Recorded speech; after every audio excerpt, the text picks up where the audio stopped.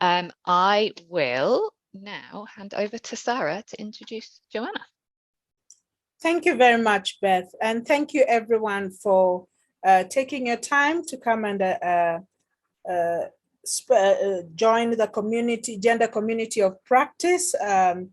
We are very delighted today to be able to have Joanna. Joanna is an advocate. Joanna is the co-founder and director of Nairasha Legal Support in Maseru, which is in Lesotho. Just very, very brief background because Joanna is going to do a greater job than me on that. Nairasha is a social legal enterprise. It was registered in 2019 in Lesotho, and their work aims at empowering of women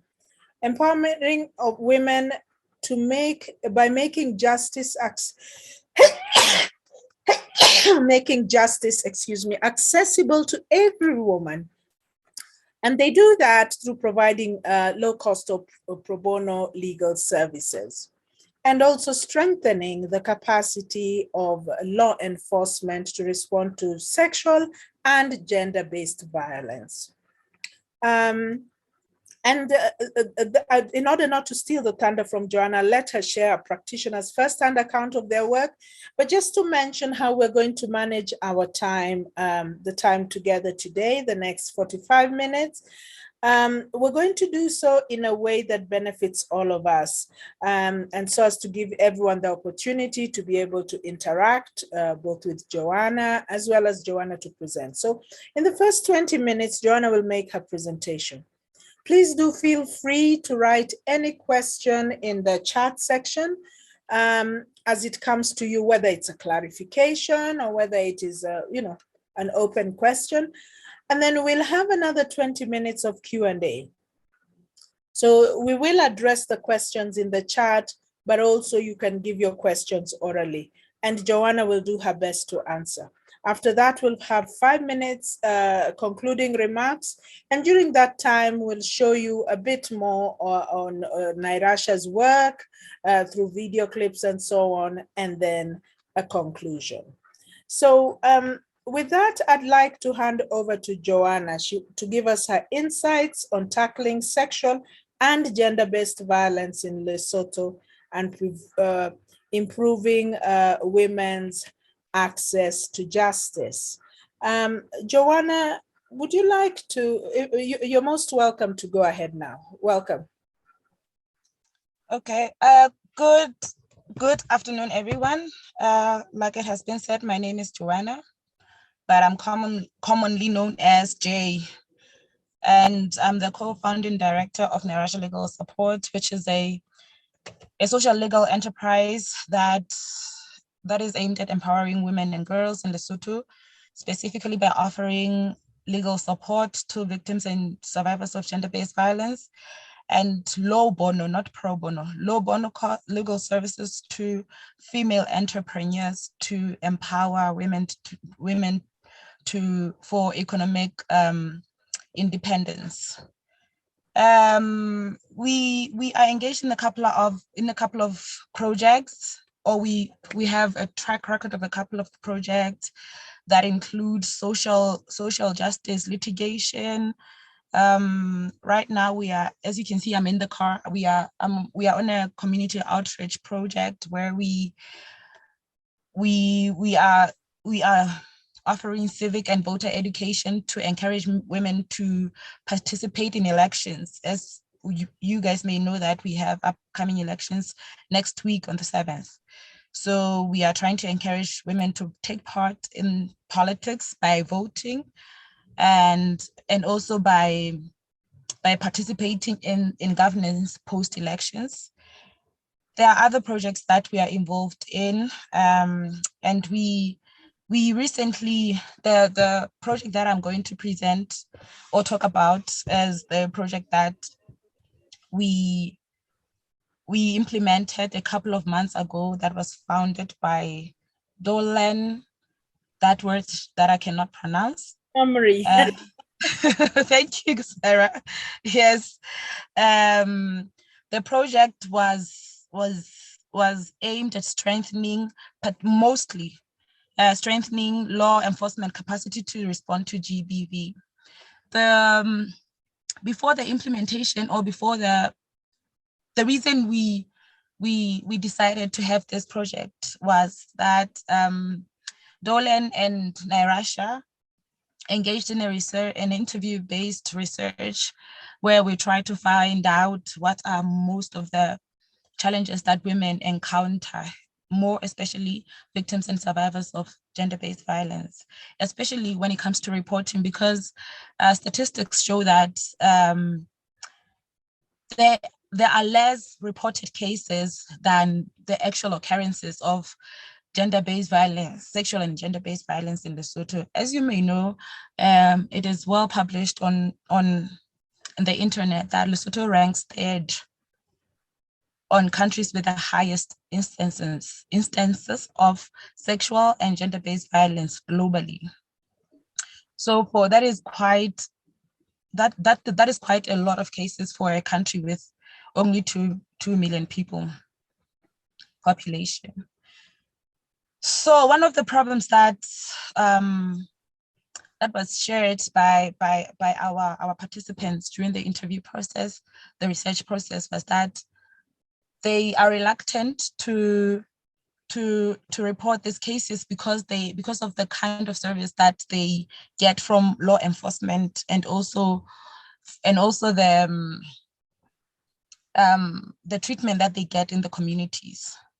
So that was the basis of the project. So this project that was aimed at strengthening law enforcement capacity was so that we could have an empowered policing system that is gender sensitive and victim based instead of perpetrator based, because our law of evidence usually focuses on the perpetrator instead of the victim or the complainant.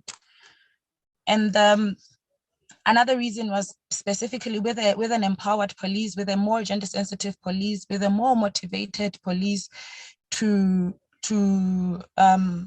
service women or victims and survivors in a more gender sensitive way, would encourage more women to actually report these cases, so that there's at least prosecution and as a deterrent mechanism to gender-based violence and sexual violence against women and girls.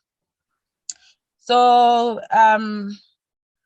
because the project, because our work specifically focuses on empowerment of women, and that was the vision or the mission of Dolan by funding this project. The project was divided in 2 components. The first component, which was aimed specifically at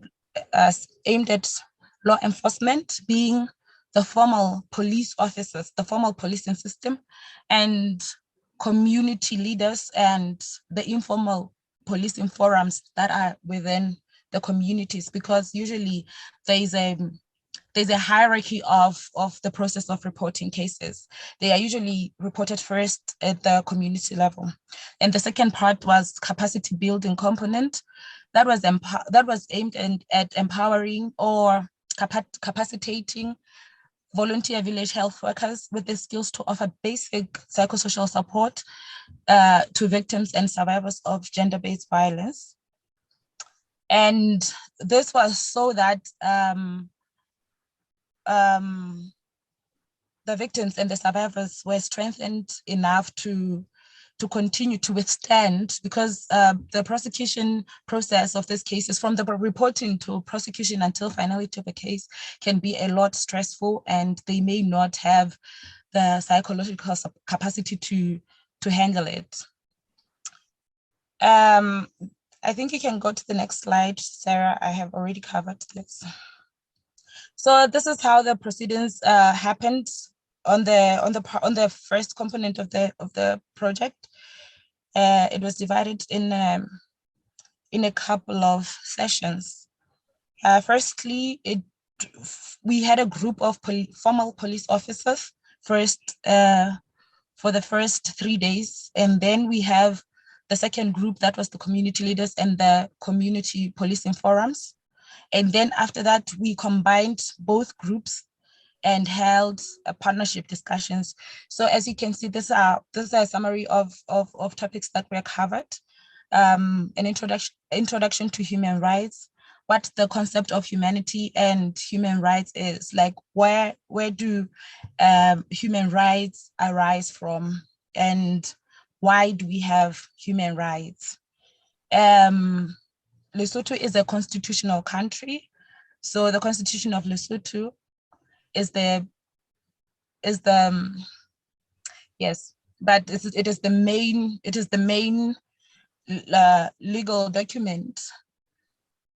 So the Bill of Rights appears in the Constitution that provides for in detail all the human rights that are covered. And because we realize that most of these occurrences of sexual and gender-based violence and gender-based violence in general is deeply entrenched in our culture and the way that our society is made up and the way that we are individually raised and as a community. We had a session where we talked about the social culture against human rights, in a way to see how our tradition, how our culture is a motivation to human rights violation. And then we had another part about on sex and gender. This part explored issues of gender stereotypes, gender responsibilities, the LGBTIQ+, what being gender sensitive is with respect to different individuals, how to handle cases of different people of different genders and different sexualities, how sexuality is different from gender, and what are the problems that are associated with gendering people or classifying people in respect with gender as opposed to sexuality. And then another part was GBV, the part where we explored gender-based violence, what it means, what are the types of gender-based violence, and we delved more deeply into domestic violence because it is the most prevalent type of gender-based violence in Lesotho, domestic violence and intimate partner violence. And then we also explored bodily autonomy, what it means to have bodily autonomy, what it means for one's body to belong solely to themselves, and why is it important to respect and to be aware of each person's bodily autonomy, and what is bodily autonomy as opposed to the crime of sexual and gender-based violence. And then we had introduction to the law and sexual offenses. We have a number of statutes that cover sexual offenses, and we explored those, what the law provides and why it is important to specifically work with a certain statute with regards to certain types of sexual offenses. And we had sexual offenses and consent, because the basis of a sexual offense to have occurred is absence of consent. So we explored what consent is, what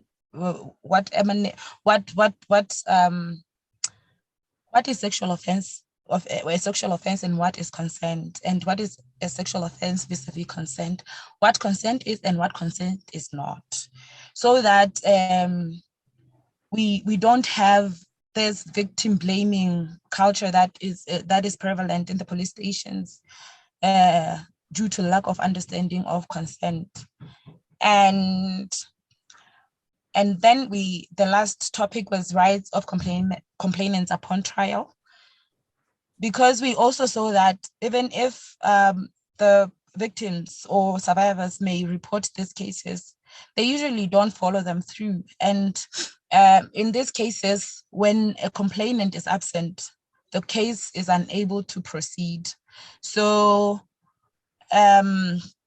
we wanted to ensure that throughout the process, from the reporting stage throughout the trial, the police are always aware of the rights of the complainant, how they can safeguard these rights, and what their responsibilities are. Yes, I think you can go to the next slide. This is just the picture of the group of police officers that participated. And then we also learned a couple of things from the proceedings of the project that we were not able to uncover during the research phase. We learned from the partnership discussions.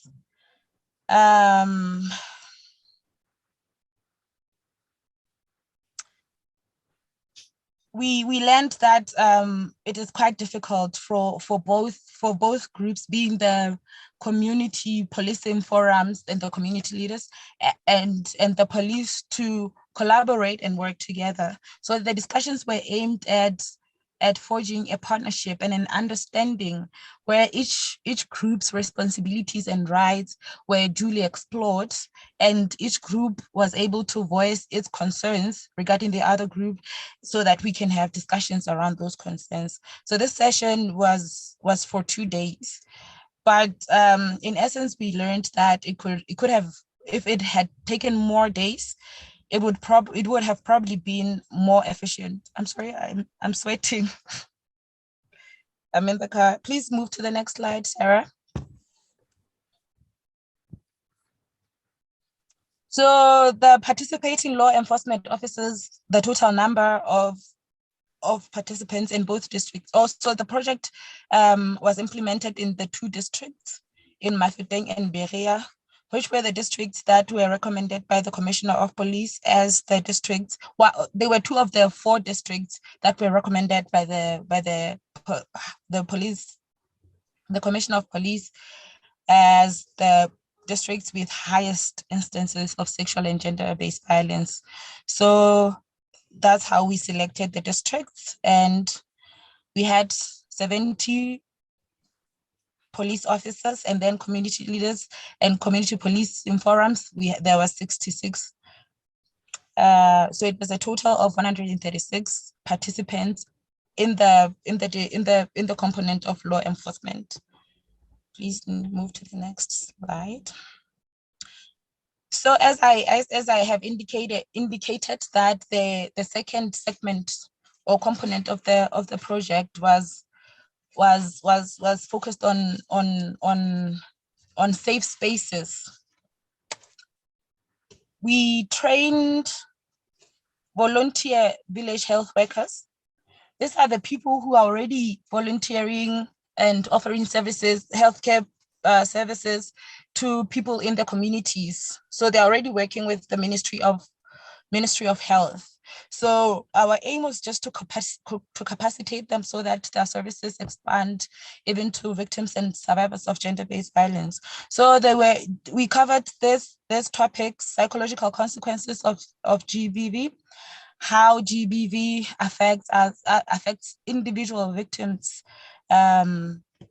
psychologically. We covered trauma, what trauma is, what it looks like, what it entails, and how to handle a person that is suffering from trauma, and the general principles that are applicable in handling GB victims and survivors. This was aimed to see that we still have that gender-sensitive way of handling victims and survivors. So in order for our group to sort of bond, we had them share their personal experiences and disclose. I would like to say that the space was declared as safe at the beginning of the trainings. So the participants, being village health workers only, explored their personal experiences. And also this was the police officers, I'm sorry. We talked with the police officers on the psychological consequences of GBV trauma, principles of handling GB victims and survivors, personal experiences, their personal experiences in the workplace, how they are individually affected by the cases that they work on and how to cope with stress. They were given self-care tips on how to cope with stress, because one of the problems that they raised was that there's working in that department with those cases is usually stressful, and it affects them psychologically, as some of these occurrences also happen to them, or also they have personal experiences of violence in their respective lives. Please move to the next slide. So this was the village health workers training on conducting safe spaces. I think I have already covered this, so we can move to the next slide.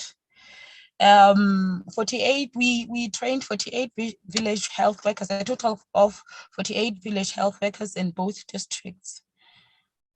And these participants are continuing with safe spaces in their respective communities amongst each other, and also by offering these services to victims and survivors of gender-based violence. So as a result, victims and survivors are able to access basic psychological support, as I have already indicated, that the aim is in order to support them with coping mechanisms throughout the trial. And also basically because experiencing sexual or gender-based violence is a traumatic experience, and everyone would need psychosocial support. And after post-training of village health workers, we held a 5-day long safe spaces where a total of 20 survivors participated. So these survivors were also afforded free counseling by our in-house counselor, and also they were all able to share their experiences, so that the trainees, the village health workers, were able to see how to effectively conduct a safe space. Please move to the next slide, which will be the last one, and that is just a picture of some of the participants from our law enforcement. And with that, I have a compilation of short video clips that I would like Sarah to share with the group, just to have a glance of how the spaces were conducted. Thank you. Thank you very much. Thank you very much. We'll just play the clips shortly. Meanwhile, just collect your thoughts. Any questions, you can post them in the chat.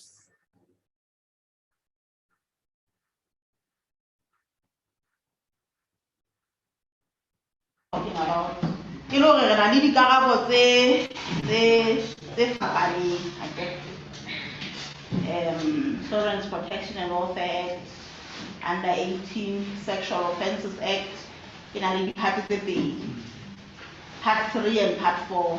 Part 3 is under 16, Part 4 under 18.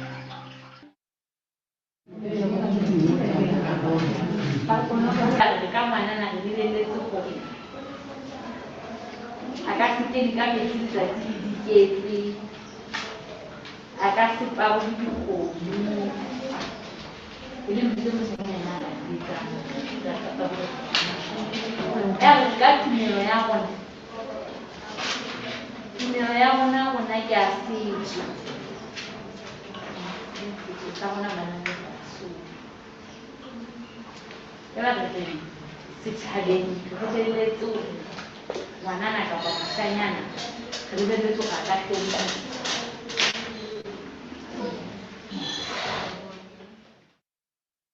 Nka ba ke hlekefetsehile ho ba ngwananeng ka hlekefetseha ka hare ho lenyalo.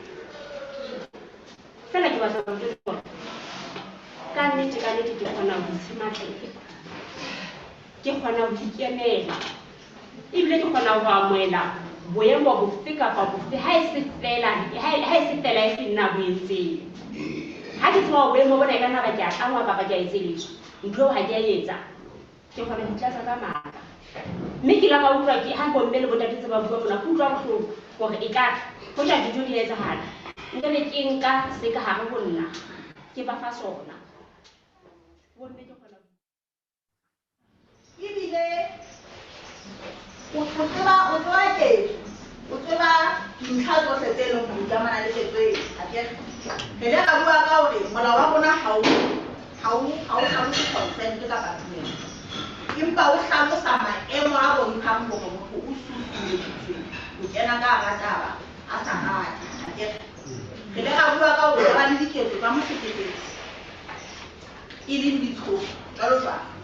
Molao di hlalosa ka tsela e pharalletseng. Ho tla bo thwe implicit and explicit.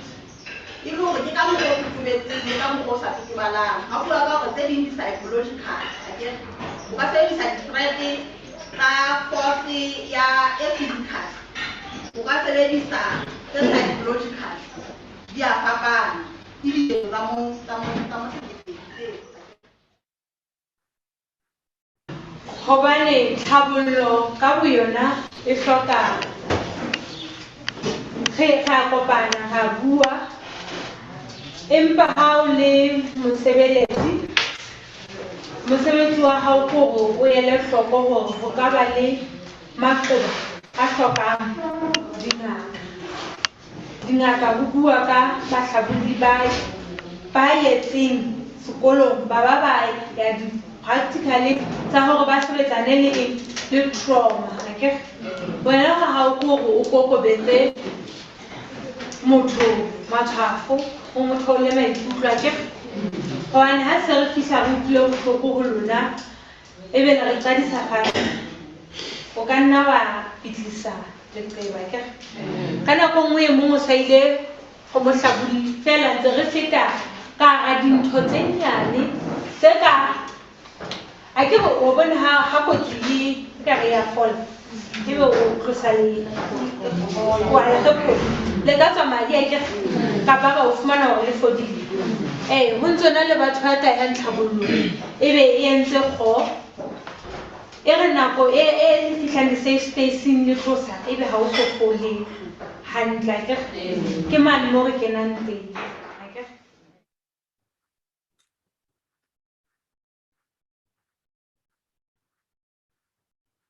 Thank you very much for giving us a feel about your work in Lesotho, about your target group and the participants. We already have a few questions in the chat, and I will start with the one from Wendy. Thank you, participants, for introducing yourselves. Wendy is asking whether all the village health workers trained women. And then she also asked if there's domestic violence perpetrated against men, meaning men on the receiving end. So the question is two, whether all the village health workers trained were women, and if there's domestic violence perpetrated by men. Maybe you can start on those two as we consolidate the others. Okay, thank you. In one district, we had a group of only women. No, there were men. I just remember that from Byd-eang. And one district, there were two male village health workers, which was also very advantageous because as men, they are able to also sensitize other men on these issues, what gender-based violence is, how it affects other people. And during the duration of our workshops with them, they both went home and came back reporting that we actually went and spoke to a couple of men in our communities. I went and spoke to my neighbor, I went and spoke to my friends. So it was really advantageous because it also helps our work to spread even to the other gender. And the second question was? Whether there are male victims. There are male victims, yes, but we as Nairasha, we are focused on women empowerment, and our services are only afforded to women and girls and children. By children, we mean people who are regarded as minors by operation of law. So because they don't have the financial means to access the services. So that is why we only work with women. And generally here in Lesotho, women are mostly, especially victims of domestic violence, financially distressed. So the reason that they stay in abusive home states is because they can't access, they don't know how they are going to be able to leave if they get out. But generally, there are cases. I think I know of 3 cases that were reported and also prosecuted. Even though I'm not sure if it was to finality of domestic violence that was perpetuated on men. Thank you very much for that response. And it more or less ties with the next one. Gareth is asking, are you able or do you plan to work with men, for example, to recruit them as agents of change among their peers and other men? Yes, we are. And there is actually work that we want to do with boy child empowerment work that we want to do with boy children, sorry. And because the reason we want to work with boys is because we have realized that it is easier to change the narrative of younger people than it is with older people. And like I said, gender-based violence, sexual violence, violence against women and girls, domestic violence is deeply entrenched in our traditions and culture. So for us, it won't be easy to uproot an adult out of these cultural practices, out of these beliefs and norms, but it would be easier to target younger ones so that they grow up to be better than their fathers. So we are looking to work with men, and like I said, as I said in my previous response, that one of 2 or other participants in our safe spaces are men.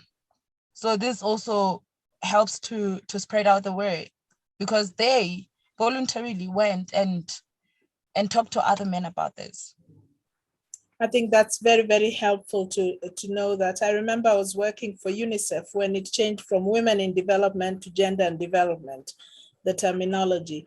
And just to carry the discussion forward on that point, perhaps Gareth, you may want to share, because Gareth says the organization, one of the aims of our gender community of practice, Joanna, is to enable experience sharing, learning sharing, but also to help organizations to be able to identify partners to expand their network. And it's been quite successful in previous ones.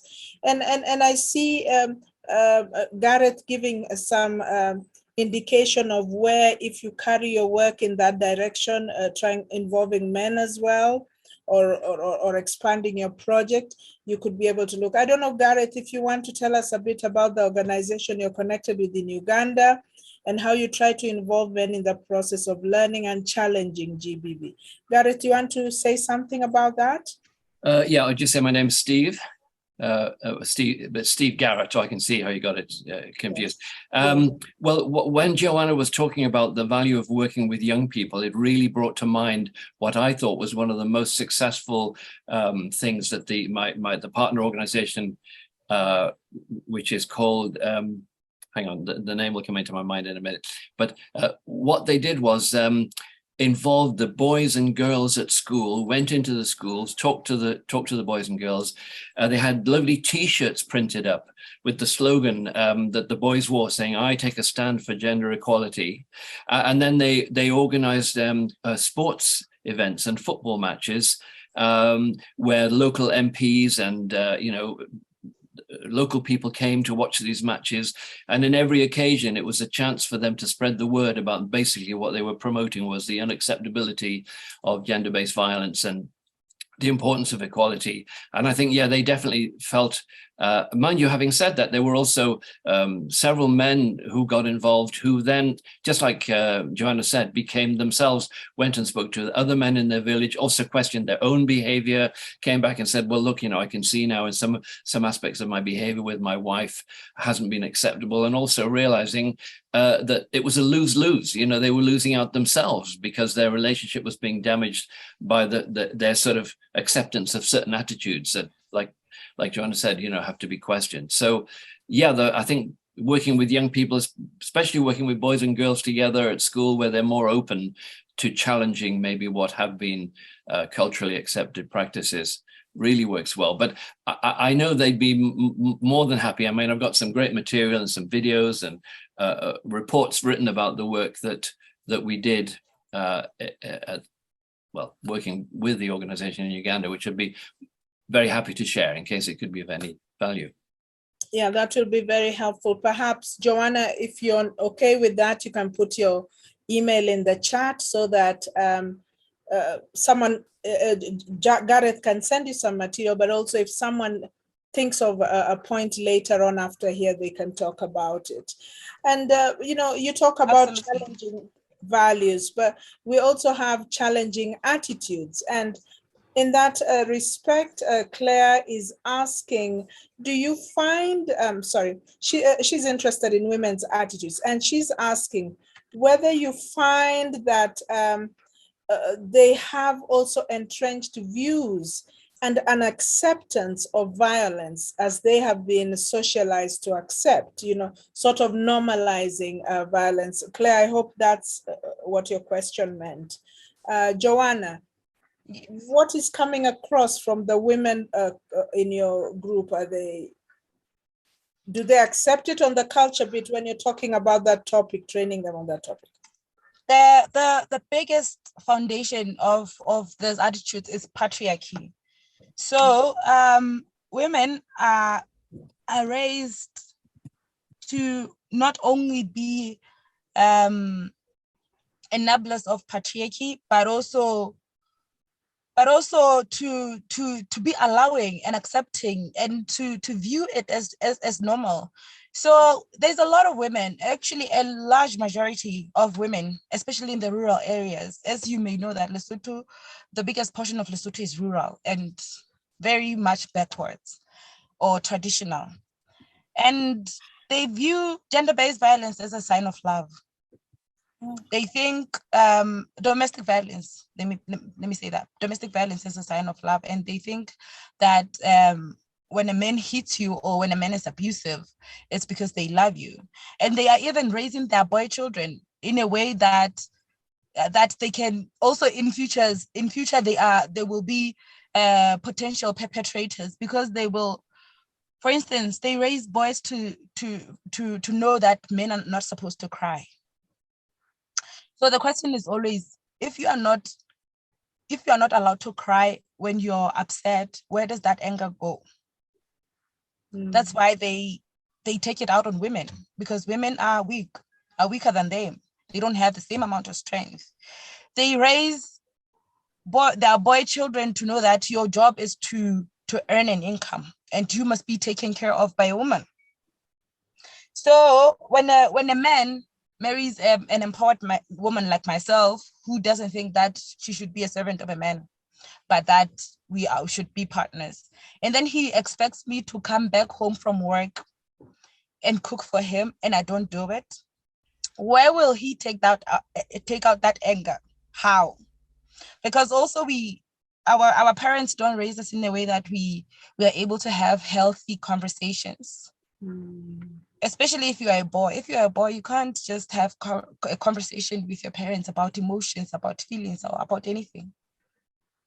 So it is said that it is so centered around our cultural practices and tradition that women are not only are women victims, but they're also perpetrators themselves. Because there are also cultural practices where women perpetuate violence to other women. So violence in Lesotho, in our culture, is normal. And we have a long way to go before we can say we have completely uprooted that belief out of people's understandings. Thank you very much for such a comprehensive reply. I know that where I come from, which is by Lake Victoria in Kenya, also some women believe that if a man doesn't beat them, he's weak. When he slaps them, it's sort of like, oh, I felt your strength. Is again a different way of thinking. But then in work such as yours, of course, there are difficulties as well as good, successes. And Claire is asking, if there are other initiatives around your work that, have sort of moved the dial in the right direction.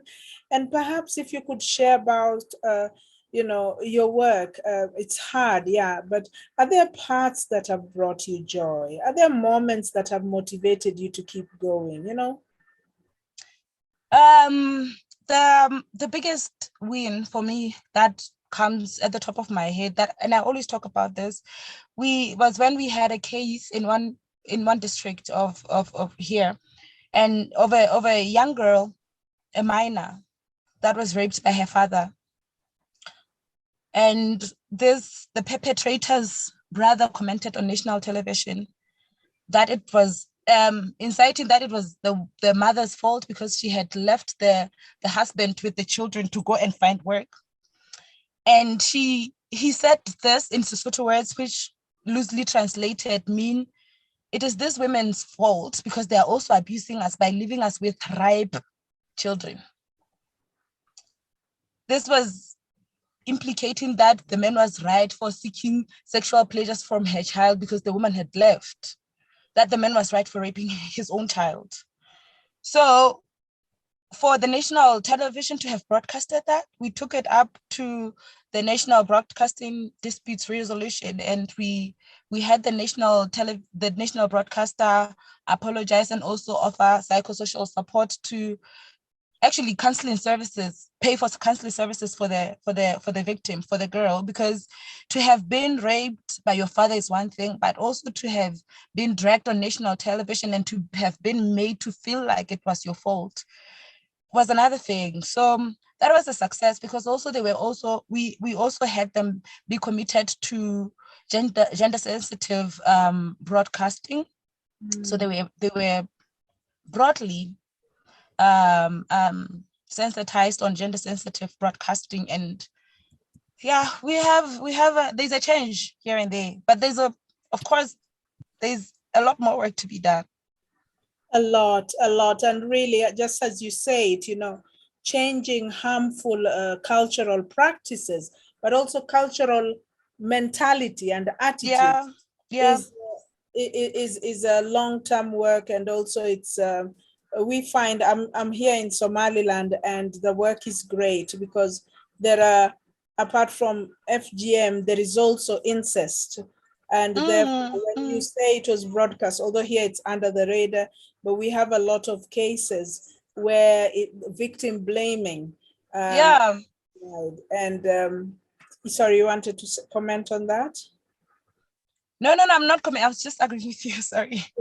Yeah, it is a problem all over Africa because I keep reminding people that our parents' culture as Africans was still very much patriarchal or matrilineal, wherever it was, like some places like Ethiopia and Ghana, but patrilineal. So we are applying international legislation whereas culture, people still have one foot in the traditional ideologies with a lot of good indigenous knowledge, but one foot in modernity. So therefore, in a work such as yours with a big rural area, I think you would be encouraged if you network with others. And perhaps I mentioned in the beginning that I was working for UNICEF in Dar es Salaam as a consultant when we moved from women in development to gender. And that's where we felt there's work to be done with the men as well. I commend you for starting with the young boys. And I hear what Gareth says about their work in Uganda, because Uganda is one of the few countries where we could send male victims of sexual violence. From all over East Africa, there's a particular organization that supports men where they can talk about sexual violence, men who've been sodomized by soldiers. We have people all the way from Congo, all the way from other parts of Eastern Africa, and they come there and they get supported. So in a nutshell, do you see your work moving towards supporting men as well, or boys then men, or maybe there are fewer male victims? I don't know. I personally, as Joanna, do not like men. So my advantage is that I'm the founding director, so I get to make decisions. But honestly, I feel like the system itself favors men more than women. Oh. Yes, there may be victims of sexual and violence and domestic violence, male victims, but also proportionally, as we measure it against women, it's still very low.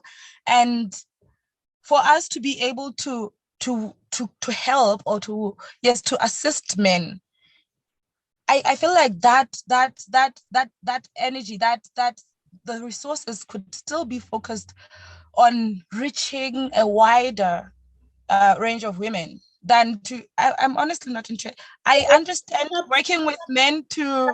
I could rephrase it. Yes, men to change. Men to change, but assisting men, no. No, but of course, collaborating. Assisting in the attitudinal change, so that men come alongside you and talk to men that this is wrong. So like male champions against gender change. Maybe. Yeah, something to think about. Sorry, and we still have another maybe 5 minutes. I don't know if Wendy, if any of the other participants has any quick question. Joshua, welcome. Barbara, any of you have questions? I know I've taken a few questions from Claire. Joshua, maybe we can hear another male voice in the room, in the discussion. Or Wendy, if you have a question. Barbara? Yeah, it's usually a question that generates a lot of discussion. And then at the beginning, you said that you mentioned you worked with LGBTQ. And there's a question whether, could you share what you're doing on that, on non-binary people? They are also recipients of our services. So I think the only men that are recipient of our services are the ones that fall within the LGBTQI+ community.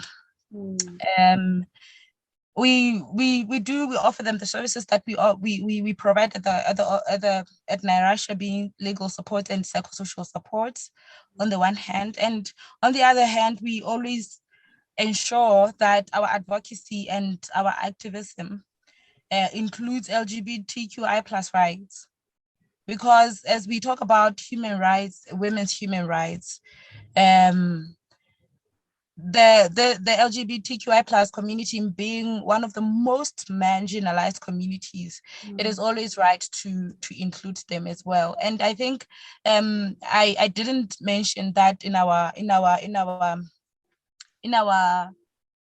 this project that I was talking about, that we also explored the challenges that the law enforcement officers encounter in regards to working with the LGBTQI plus community and people living with disabilities, but it was covered. I didn't talk about it, but it was covered. So we make sure to always mention in our capacity building, in our work, that LGBTQI plus rights are also human rights, as are women's rights being human rights. Yeah, I thank you very much for for giving us a full picture really about the work you do, the challenges. I know, for example, in the UK, when I was witness service manager for a particular court, I know that one of the things, and because you're working with law enforcement, maybe this is something that an experience we could bring from the UK.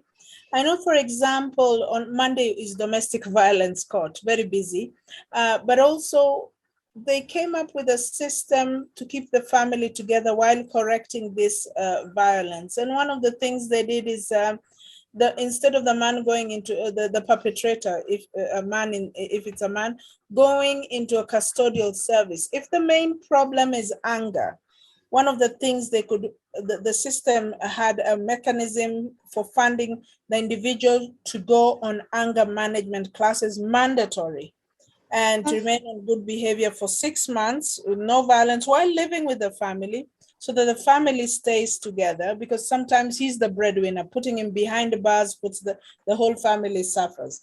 So maybe as a lawyer, maybe these are some things you can start thinking about, because in most countries where they are able to influence the law, they're able to come up with such non-custodial correctional measures. But yeah. Beth, did you want to say anything before we before Beth says anything? Can I comment on that? Because one of the biggest problems around domestic violence, specifically why women don't report cases of domestic violence, is because it's due to the fear of when the man comes back after the prosecution from prison. They're still going to come back to the family, and how is the relationship going to be? Because also our justice system is not focused on what's the word, but helping them with the problem, but it's more focused on punishment rather than retribution. Yes. Rehabilitation. Yes, rather than retribution. Thank you. So the biggest problem, the biggest issue is always, and then what will happen when they come back? How am I going to live with them? Because most of these people, they want to report these cases, but also they don't want to separate with their husbands. They don't want to divorce. They don't want to end the marriages. They don't want to leave the families. And the only way the reporting, the prosecution, and the verdict could work is if there is no longer any relationship between the victim and the perpetrator. But if there's still a victim, the relationship, then it's not going to be possible for the perpetrator to come back from jail and still live harmoniously with this person. Thank you very much for that. And just one last word from Barbara. Barbara had to leave. She's linking, she's mentioning their partners. They have partners in Uganda who have just started training community gender champions. So perhaps that can give you, you can collaborate with them and just get the idea. Champions who work alongside you. So they would be singing from the same sheet, and we will be able to send this to you. Okay. I don't need to write it down. No, I'll save this and then we'll send it to you, because they're contacts, and then perhaps with your consent, Beth can be able to share all your contacts across the board, one email, so that people can pick up, because it helps. You're talking about it, but I know in Kenya also we're asking for male champions. The work you're doing in Lesotho with the police, we haven't even started in Kenya. So yeah. Thank you very much. I'd like to thank you for your presentation, Joanna. It's eye-opening. We join hands with you. Colleagues have already indicated that it's of interest and that they would like to share partnerships with you. Maybe you can do some joint funding applications or something. And Hub Cymru, of course, is a champion at linking us across the board. So I'd like to hand over back to Beth Kidd. Thank you, Joanna, for your presentation. Yes, thank you very Thank you much, so much. Okay. Joanna. Yeah, it was brilliant. It was really interesting. Thank you very much. And I know you've got your community work to get to, so thank you for taking the time to talk to us. Also, my Thank battery you is also. low. Oh, yeah, no worries. We're 2 minutes and we'll be done. Thank you also, Sarah, for sharing. Just to say that the next Community of Practice meeting is on the 29th of November. We don't yet have a topic, so if anybody's got anything that they would like to learn more about or share that they're doing in their project, please do let us know. But yes, thank you for your time, and hopefully we'll see you at the next meeting in November. Yeah, thank you, everyone. And we'll be able to share the slides with you along with Joanna's, with the link to the clips, so that you can be able to look at them and maybe send her any questions you have. Thank you very much. We have 1 minute to go, but I don't want to put Joanna to marinate a bit more in her car. So maybe that 1 minute so she can get on with the work. Joanna, I'll collaborate with you. There is a project here in Somaliland to support women victims of GBV during election time. Yeah. And we'll tell you where the funding came from. Thank you very much. Oh, okay. Yeah. Bye-bye. Bye. Thank you, everyone. Bye. Bye-bye.